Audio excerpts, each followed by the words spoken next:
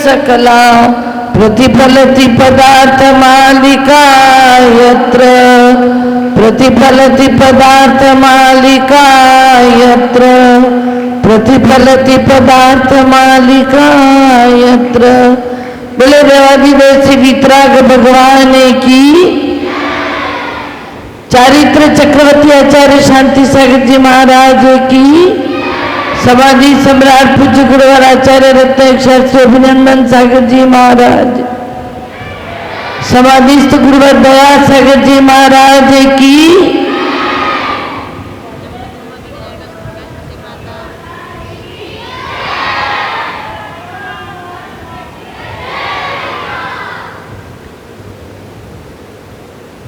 जीवन की एक धारा, मनुष्य जीवन दो धाराओं के बीच प्रवाहित होती है। एक धारा जीवात्मा की है, उसके साथ एक पुण्य और एक पाप, दो धाराएं साथ में प्रवाहित होती है। दोनों धाराएं कल्लोलित होती हुई जीवन चलता चला जा रहा है। उस बीच कभी तो पुण्य की धारा में ये जीवात्मा की धारा मिल जाती है, तो कभी पाप की धारा में सम्मिलित हो जाती है। अब पुण्य और पाप ये दो धाराओं के बीच जीवात्मा कल्लोलित होता हुआ चला जा रहा है। अब रही बात, पाप और पुण्य क्या चीज है? पाप किसे कहते हैं और पुण्य किसे कहते हैं? ये कोई वस्तु, किसी पदार्थ, किसी बिल्डिंग का, किसी महल का नाम नहीं। ये इंसान के अपने विचारों के साथ उसके कृत्य का नाम है पुण्य और पाप। व्यक्ति क्या करता है, किस टाइप का चलता है और क्या सोचता है, क्योंकि पाप और पुण्य दोनों पहले विचारों में उत्पन्न होते हैं। पाप भी करने का भाव होता है तो पहले विचारों में मन आता है, विचार बनते हैं। पुण्य भी करता है तो पहले विचार करता है, इसके बाद क्रिया रूप परिवर्तित होता है, आचरण रूप में आता है। पाप भी आचरण रूप में आते हैं और पुण्य भी आचरण रूप में आते हैं। अब रही बात, बच्चे ये बताओ, पाप अच्छा है कि पुण्य अच्छा है? पाप, पुण्य अच्छा है। पुण्य अच्छा है, पाप को कोई भी अच्छा मानता नहीं, लेकिन फिर भी ये जीव सुबह से लेकर शाम तक पुण्य की कम, पाप की क्रिया ज्यादा करता है और पाप करता चला जाता है। पाप किसे कहते हैं? तो ये आपको पढ़ाया जाता है, बुरे कार्य करने को पाप कहते हैं। बुरे कार्य जो भी होते हैं वो सभी पाप रूप में होते हैं। पाप एक भयंकर चीज है, यह तो बात, पाप भयंकर है, पाप दुखदायक है, पाप कष्टदायक है, ये कौन कहता है? धर्मात्मा लोग कहते हैं।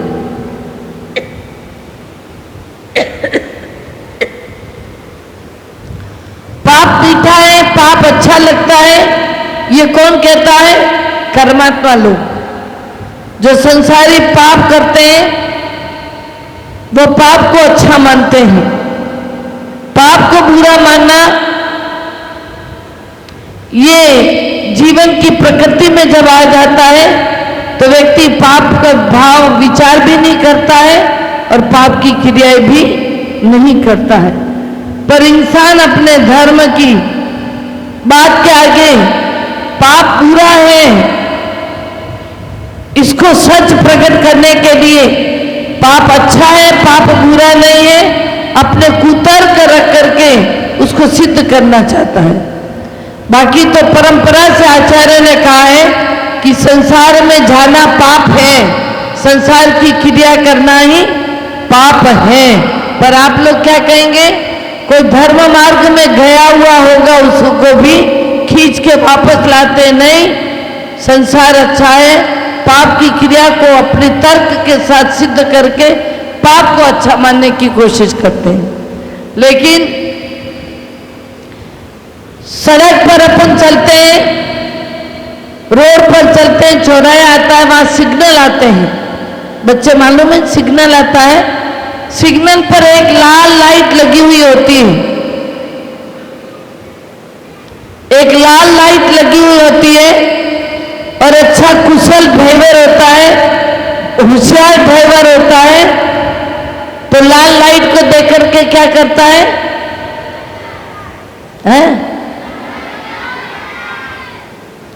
लाल लाइट को देख करके कुशल ड्राइवर अपनी गाड़ी को रोक देता है। क्यों?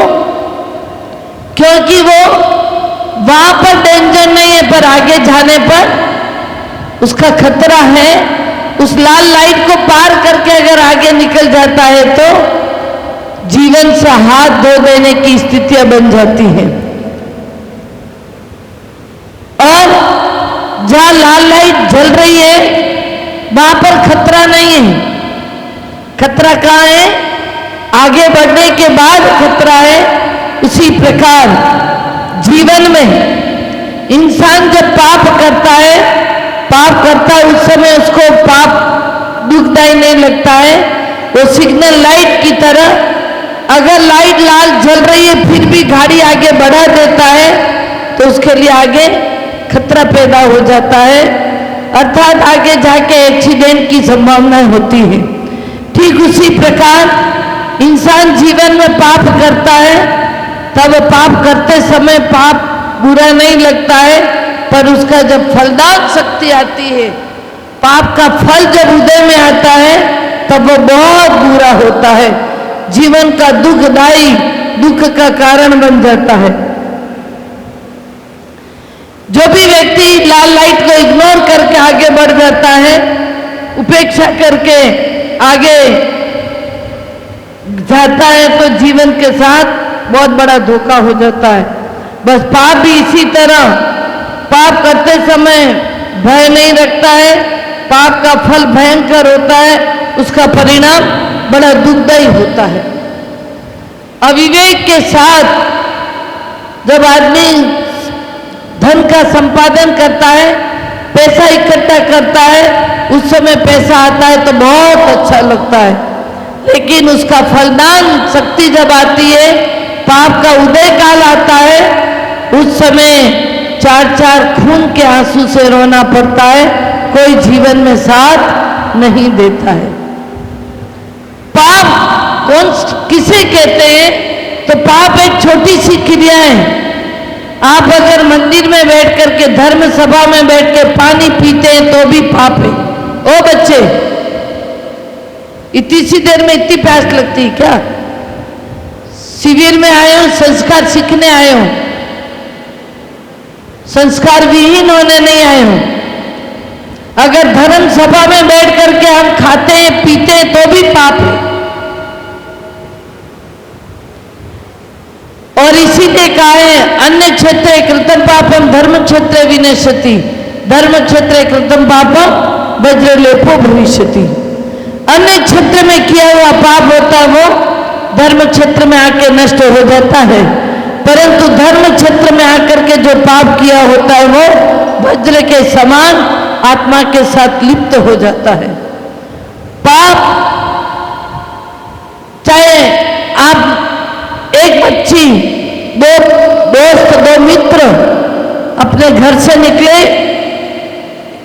रास्ते चल के जा रहे थे, जाते जाते रास्ते में चींटियों का समूह, बहुत सारी चींटी सामने मिली। दो दोस्त तो उसमें से एक ने तो कहा, एक खड़ा हो गया और एक आगे बढ़ गया, चींटियों पर पांव रख करके आगे चला गया, और एक रुक गया कि नहीं, मैं चींटी पर पांव नहीं दूंगा। जिसने चींटी पर पांव दे करके आगे बढ़ गया, उसने क्या किया? पाप का संचय किया। और जो रुक गया, मुझे चींटी पर पांव नहीं देना है, उसके लिए पाप रुक गया, पाप बंद से वो बच गया। जीवन में इंसान इतने पाप कर जाता है, उस पाप को पाप मान ही नहीं सकता है, पाप को पाप मानता ही नहीं है, एहसास ही नहीं कर पाता है कि मेरे द्वारा कितना पाप हो रहा। और इसीलिए ही पाप को धोने के लिए जिनेंद्र प्रभु की भक्ति और पश्चाताप के आंसू से पापों को धोया जाता है। इन पापों को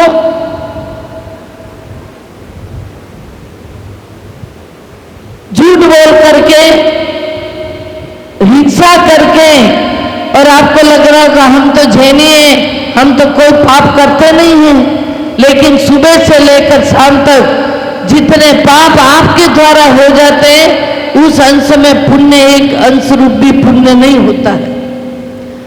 और पाप नीच गति का कारण बनता है, पाप दुख का कारण है। जब पाप उदय में आता है, आदमी इसीलिए कहते हैं पाप कर्म करता है तब तो हंस हंस के कर लेता है, भोगते समय रो रो करके भोगता है तो भी पूरे नहीं होते।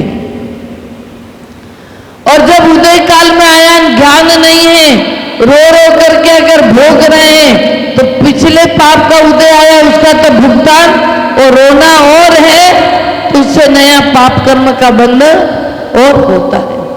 इसीलिए जीवन में हो सके उतना पाप से बचना चाहिए।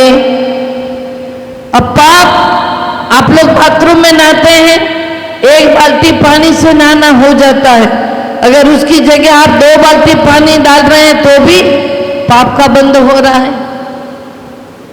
बाथरूम में कोई जीव जंतु आ गया, उसको पानी डाल करके भगा दिया तो भी पाप का बंध होता है। जीव हिंसा करना भी पाप है। इतना ही नहीं, जैन धर्म तो ये कहता है किसी का दिल दुखाना भी पाप है। कठोर शब्द बोलना भी, अगर हमने कटु शब्द बोला है और किसी का दिल दुख गया तो वो भी पाप के खाते में जाता है। इसीलिए ये शिविर, ये क्लासेस जो लगती है, ये आपको यही सिखाया जाता है कि जीवन में हो सके उतना पापों से बचना चाहिए। और हमारी प्रवृत्ति, अब पाप नहीं करेंगे तो क्या करेंगे, मोक्ष तभी होता नहीं, तो पाप नहीं होगा तो क्या करेंगे, कैसे चलेंगे, कैसे जिएंगे। तो प्रवृत्ति करना है तो पुण्य की करो, परंतु पुण्य का कार्य करने के पहले भी प्रारंभ में सबसे पहले पाप होगा ही। बिना पाप हुए पुण्य नहीं हो सकता, बिना पाप हुए धर्म का कार्य नहीं हो सकता। अगर धर्म की जगह पर आकर के हम जिस कार्य के लिए आए हैं वो कार्य पूरा नहीं करते हैं, वो ड्यूटी पूरी नहीं बजाते हैं और धर्म का फ्री फंड का खाते हैं तो भी पाप लगता है। सामग्री, चाहे धर्म की कोई भी सामग्री हो, एक पैसा भी अगर सामर्थ्यता है हमारे में और हम बिना कुछ दिए उसका उपभोग करते हैं, उसका भुगतान करते हैं, तो हम पाप कर्म का बंध करते हैं। निर्माल्य खाने का हमें पाप लगता है। इसीलिए अपनी शक्ति के अनुसार हो सके उतना हमें निर्माल्य और पाप बंद हो गए, हमारी आत्मा को कष्ट पहुंचे, ऐसा कोई कार्य नहीं करना चाहिए। दूसरी धारा है पुण्य की। अब पुण्य किसमें है, विचारों के ऊपर, परिणामों के ऊपर है कि पुण्य अगर अच्छे विचार करके अच्छे कार्य करते हैं तो कृतकारी तनुमोदना से हमें पुण्य भी बंद होता है और खोटा कार्य में कृतकारी तनुमोदना करते हैं तो पाप का बंध हो जाता है।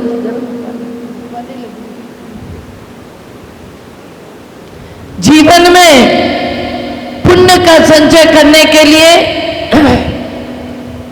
किसी स्थान विशेष पर जाया जाता है, धर्म के स्थान पर, क्षेत्रों पर जो कि पुण्य बंद कराने के स्थान होते हैं। धर्म क्षेत्र पर जाकर के पुण्य का कार्य करना चाहिए। जैसे कि आप सभी अभिनंदन साधना केंद्र शेषपुर मोड़ पर आए, ये क्षेत्र है। कितने बच्चों ने ऊपर त्रिमूर्ति के दर्शन किए बताओ? कब किए? कल किए? आज किए? आज नहीं किए। इसीलिए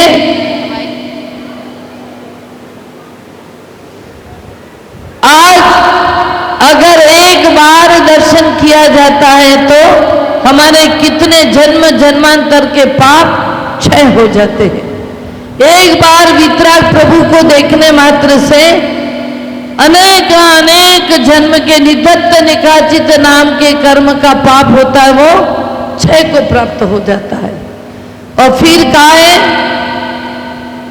जितना हो सके थोड़ा भी पुण्य जीवन में करना चाहिए। दिन भर में आप बहुत सारा पाप करते हैं, पर एक बार एक कार्य अगर अच्छा किया है, एक कार्य अगर पुण्य का किया है, तो वो सारा पाप धुल जाता है। वो कैसे? जैसे कि एक बर्तन भर के दूध है, उसमें अगर नींबू की 4 बूंद डाल दी जाए तो क्या होता है? पूरा दूध फट जाता है। उस एक बूंद नींबू में इतनी ताकत है कि वो सारे दूध को फाड़ देता है। उसी प्रकार पुण्य का एक क्षण का किया हुआ पुण्य की ताकत है जो जन्म जन्मांतर के किए हुए पापों को प्रक्षालित कर देता है। इसीलिए जीवन में पुण्य कितना हम कर पाते हैं, पाप का तो ढेर लग गया और पाप का उदय भी बार बार आता रहता है। हमारे साथ अगर कुछ होता है हम किसी दूसरे को दोषी ठहराते हैं, लेकिन दोषी वो नहीं, हमारे पिछले जन्म का पाप का उदय। जीवन में जितना भी बुरा या अच्छा होता है, ये निश्चित रूप से हमारे द्वारा किए हुए इस जन्म या पिछले जन्म में किए हुए पाप कर्म का उदय होता है, जिसका प्रतिफल हमारे जीवन के साथ अच्छा या बुरा होता है। पुण्य हम अगर मन से, एक तो आदमी करना पड़ता है, काम करता है, एक आदमी मन से दिल से अच्छे कार्य करता है, उसके जीवन में ढेरों पुण्य का बंध हो जाता है। और वो पुण्य प्रवचन सार में कुंद कुंद आचार्य ने कहा है पुण्य फला अरिहंता, और कहा गया कि आवद निर्वाण संप्राप्ति, जब तक आत्मा को मुक्ति नहीं होवे तब तक क्या करना चाहिए? पुण्य के कार्य करते रहना चाहिए।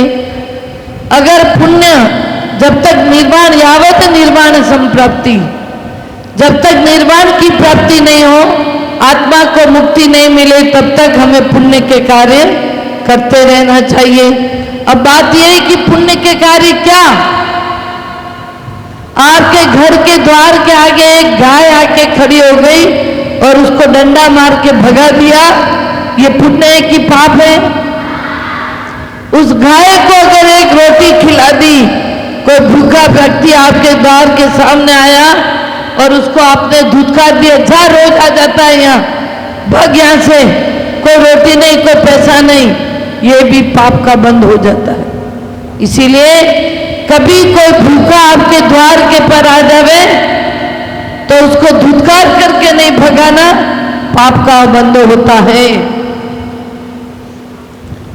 कई अपन जा रहे हैं, कोई दुखी है, कोई प्यासा है, भूखा है, प्यासे को पानी पिलाना, भूखे को रोटी देना, ये पुण्य का कार्य है।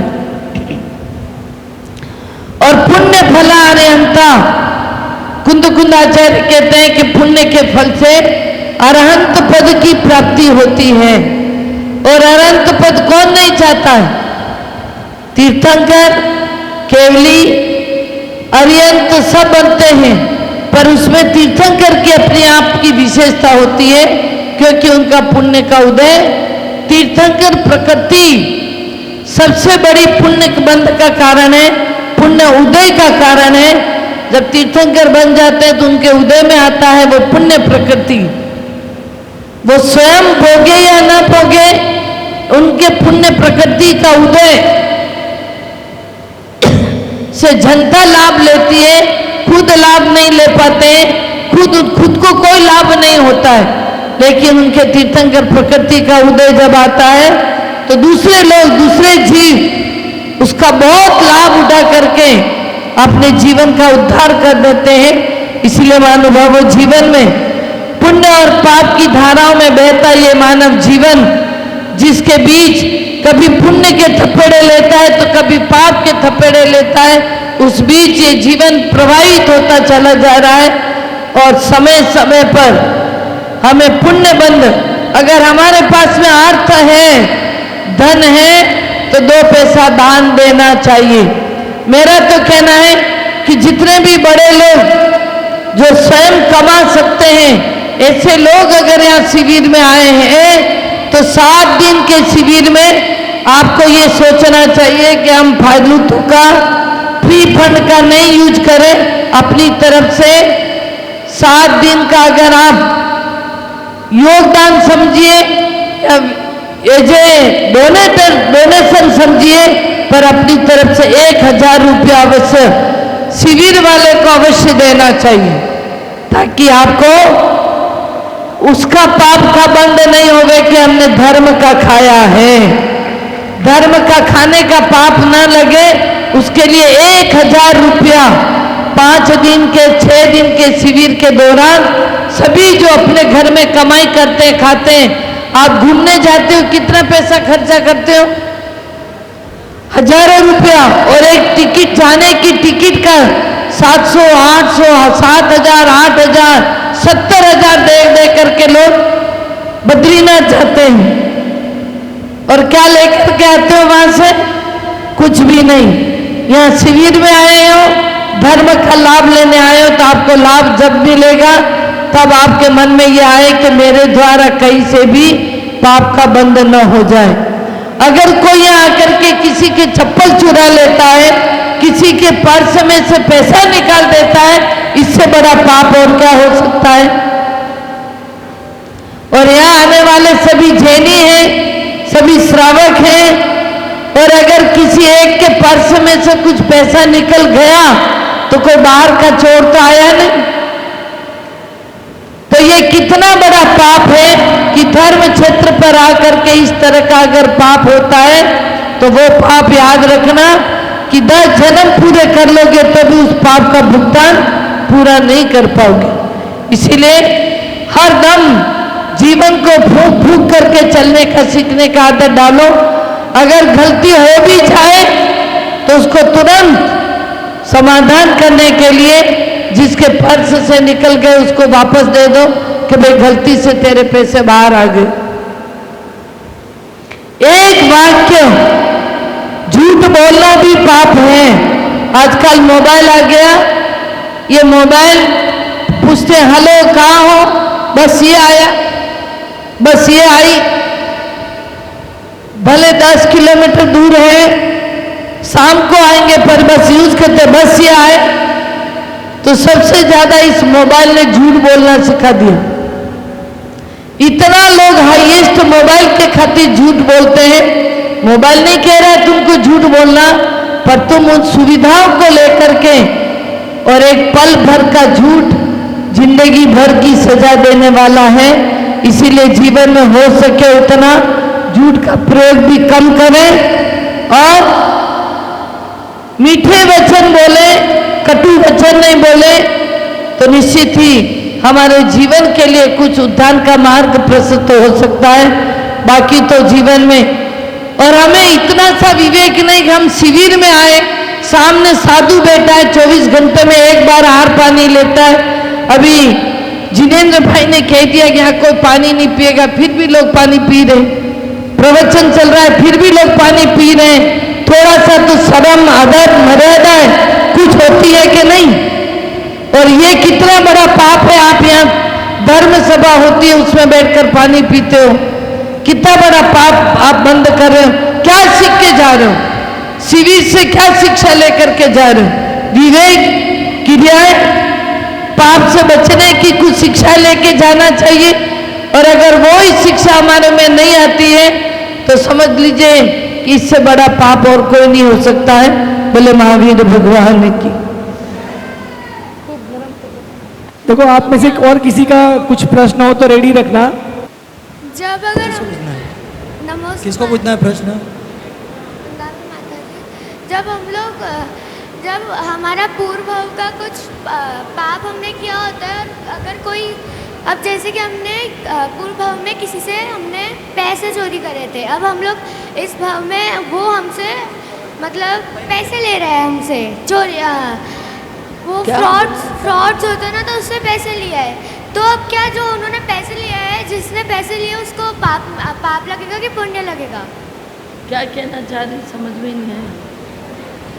पहले जन्म में उससे पैसे इनका प्रश्न ऐसा है कि पूर्व जन्म में हमने चोरी की थी, बराबर ना, पूर्व जन्म में हमने चोरी की थी, उसका जो पाप लगा था, तो वर्तमान में वही हमारे उदय में अगर आता है, जैसे उसने वापस चोरी की, तो उसमें हमको पाप लगेगा कि नहीं लगेगा? ऐसा उसको जो वो वापस ले रहा है, जो वो वापस लेगा उसको वापस पाप लगेगा कि नहीं?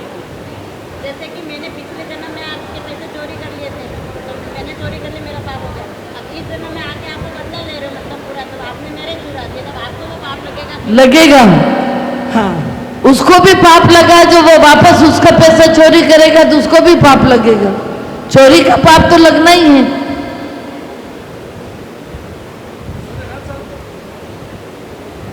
और कोई भी जनरल प्रश्न करना चाहे कर सकता है।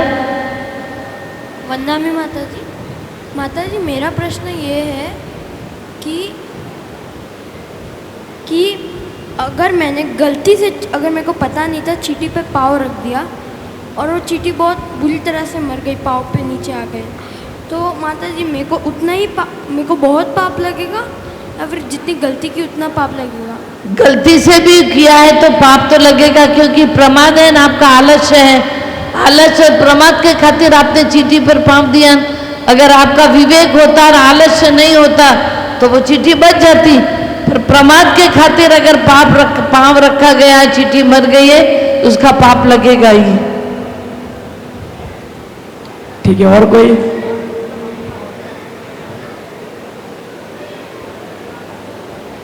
हाँ नहीं आ रही हवा, नहीं क्यों नहीं आ रही? हाँ, हाँ बस बस बस।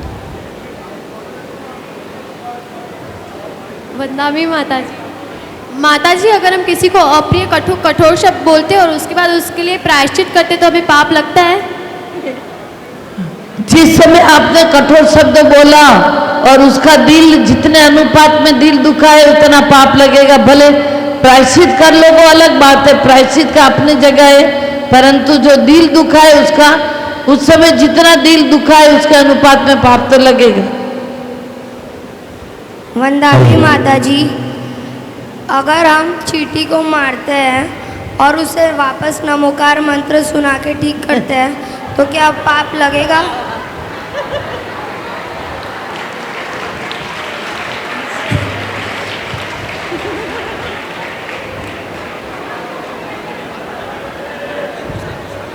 ये तो वैसा हो गया, एक चाटा मारा चेहरे पे, फिर नेपकिन से उसके चाटा मारने के बाद गाल को पोंछ रहे, वैसा हो जाता है, पाप तो लगेगा ही।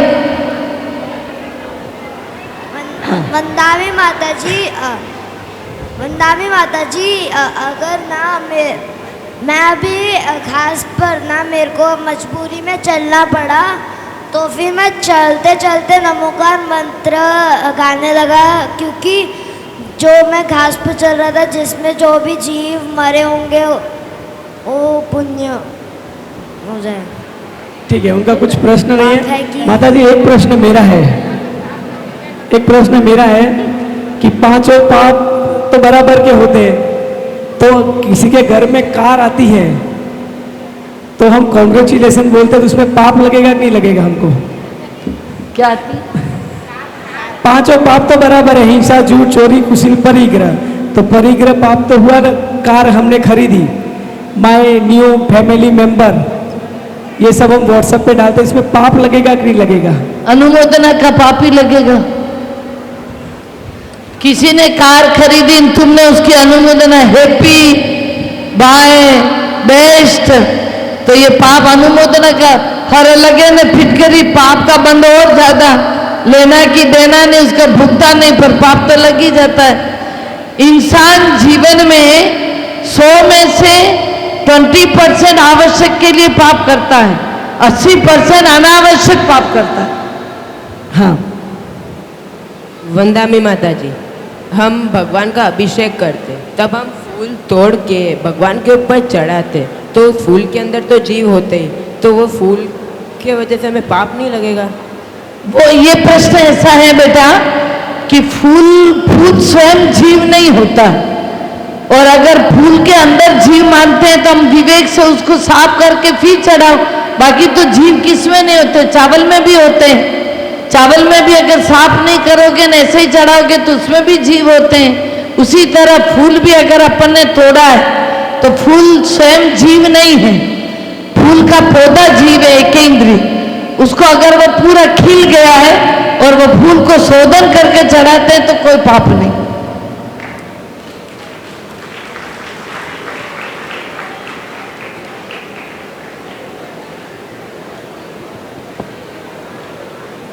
वंदना माता जी, अगर हम लोगों ने पाप भी नहीं किया और पुण्य भी नहीं किया तो उसमें क्या होएगा?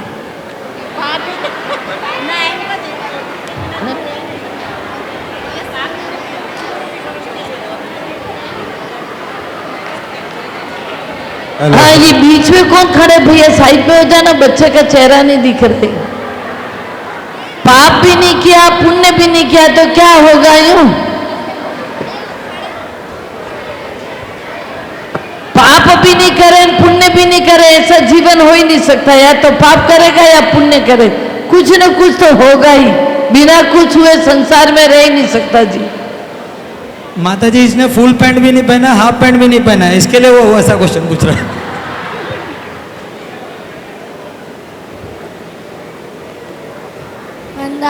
वंदा भी माता जी, मेरा प्रश्न है, अगर अपन ने किसका गलती से खून किया, फिर अपने को हमको उसकी सजा भी मिल गई तो हमको मोक्ष ऐसा पाप होगा क्या? नहीं।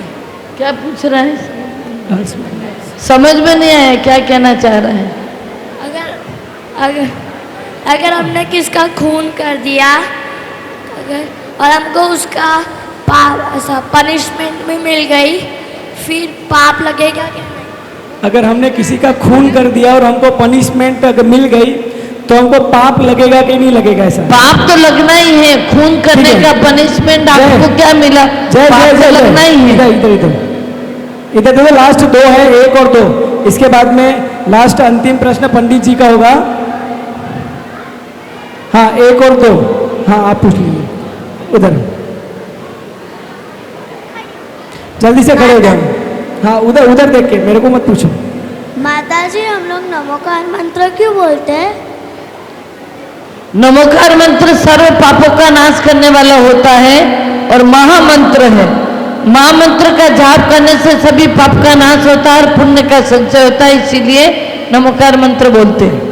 हाँ, अभी वो पीछे ये मरून कलर का जिसका दुपट्टा है उनको दे दो। अब ये अंतिम प्रश्न है, इसके बाद में पंडित जी का प्रश्न है, इसके बाद में हमारी कक्षा यहाँ पे समाप्त हो जाएगी। माता जी, क्या नारगी जी भी पाप करते हैं?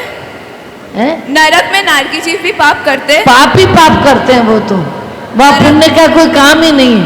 और दुख सहन करना है और संक्लेशित परिणामों से पाप ही होता है उनको। एक उनको दे दो ना, सीए कीर्ति जैन।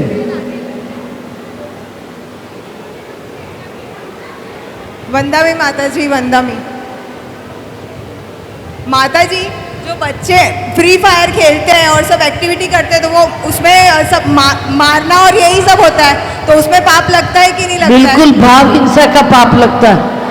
और यहाँ तक कि आप जैसे महिलाएं लोग, बच्चे बस, आप महिला लोग अगर साड़ी पहने, साड़ी पर घोड़ा, हाथी, पशु पक्षियों का अगर चित्र बने हुए हैं तो वो भी भाव हिंसा का पाप लगता है।